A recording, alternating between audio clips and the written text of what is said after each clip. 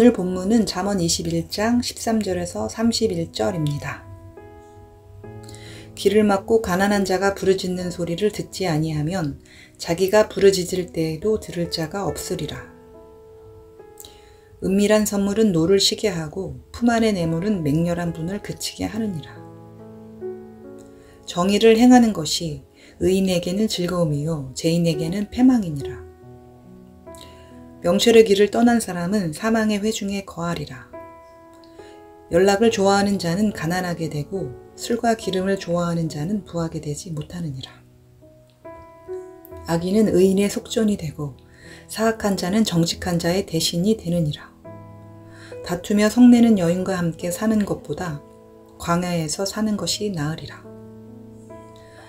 지혜 있는 자의 집에는 귀한 보배와 기름이 있으나 미련한 자는 이것을 다 삼켜버리느니라.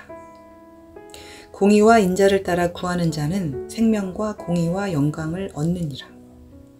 지혜로운 자는 용사의 성에 올라가서 그 성이 의지하는 방벽을 허느니라. 입과 혀를 지키는 자는 자기의 영혼을 환난에서 보전하느니라. 무례하고 교만한 자를 이름하여 망령된 자라 하나니 이는 넘치는 교만으로 행함이니라. 게으른 자의 욕망이 자기를 죽이나니 이는 자기의 손으로 일하기를 싫어함이니라. 어떤 자는 종일토록 탐하기만 하나 의인은 아끼지 아니하고 베푸느니라. 악인의 재물은 본래 가증하거든 하물며 악한 뜻으로 드리는 것이랴. 거짓 증인은 패망하려니와 확실히 들은 사람의 말은 힘이 있느니라.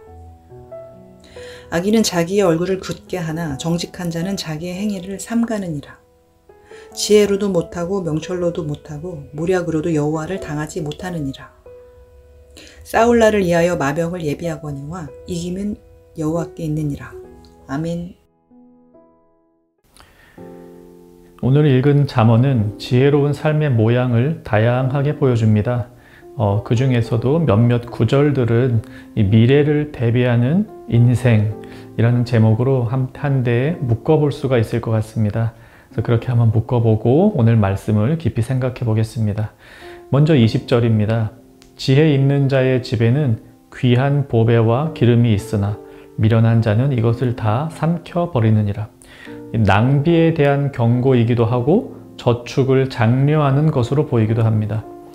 자신이 가지고 있는 귀한 것들을 함부로 사용하여 탕진하는 게 어리석은 일이라는 사실 우리는 잘 알고 있습니다. 그래서 우리는 무언가 쌓고 저축하기를 바랍니다. 그것이 밝은 미래를 보장해 주는 것이라 여깁니다.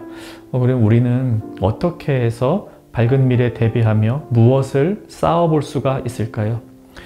25절에 보니 게으른 자의 욕망이 자기를 죽이나니 이는 자기의 손으로 일하기를 싫어함이니라 말씀합니다. 분명히 열심히 일하는 것은 좋은 미래를 위한 준비될 수 있습니다. 많은 것을 쌓아놓을 수 있습니다. 다만 이것이 전부가 아니라는 사실은 기억해야 합니다. 내가 열심히 일해서 많은 돈을 버는 것으로 미래가 보장되는 것이다 생각할 수는 없습니다.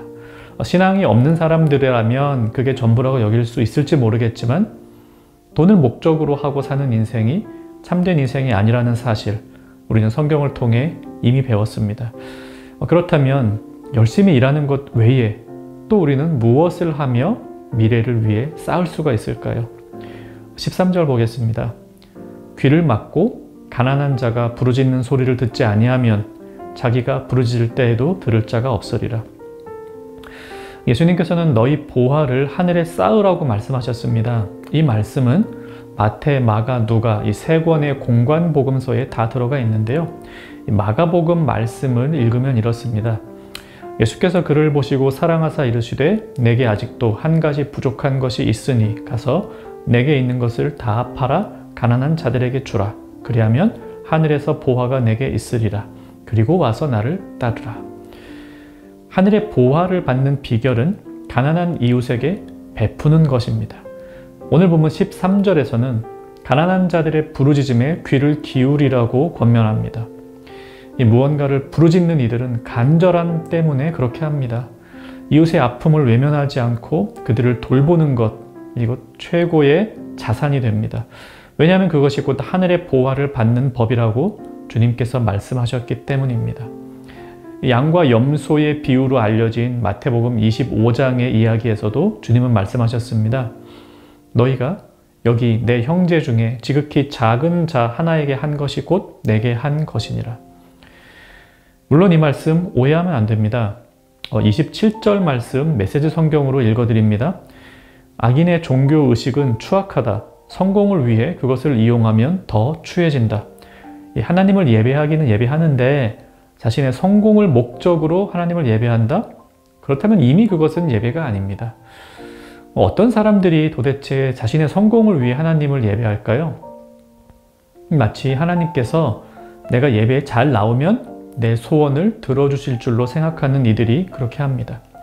그것은 기독교 신앙이 아닙니다. 그런 이유로 하나님을 예배한다, 교회 다닌다 아닙니다. 잘못된 신앙 행태입니다. 예배를 투자나 복의 축적의 목적으로 사용하는 이들은 결단코 그 목적을 이룰 수 없습니다. 마찬가지로 내가 복받기 위해 내 밝은 미래를 위해서 억지로 하는 이웃사랑은 아무 유익이 없습니다. 주님께서 말씀하시는 것은 가난한 이웃들의 부르짖음이 사라지는 사회를 보는 것이 곧 우리에게 하늘의 보화가 내려오는 일이라고 말씀하시는 것입니다. 내 호의호식을 하는 방법을 성경은 말씀하지 않습니다. 그런 구절은 성경에서 아무리 찾으려 해도 찾을 수가 없습니다. 하나님과 상관없이 잘 사는 법, 이웃과 관계없이 행복한 삶, 이런 건 성경에 나오지 않습니다. 오늘 본문을 통하여 미래를 대비하는 인생이라는 제목으로 잠시 말씀을 보았습니다. 하나님을 사랑하고 이웃을 사랑하는 것이 율법의 완성이라고 주님이 말씀하셨는데요. 그것을 실천하는 것이 곧 가장 밝은 미래를 대비하는 삶입니다.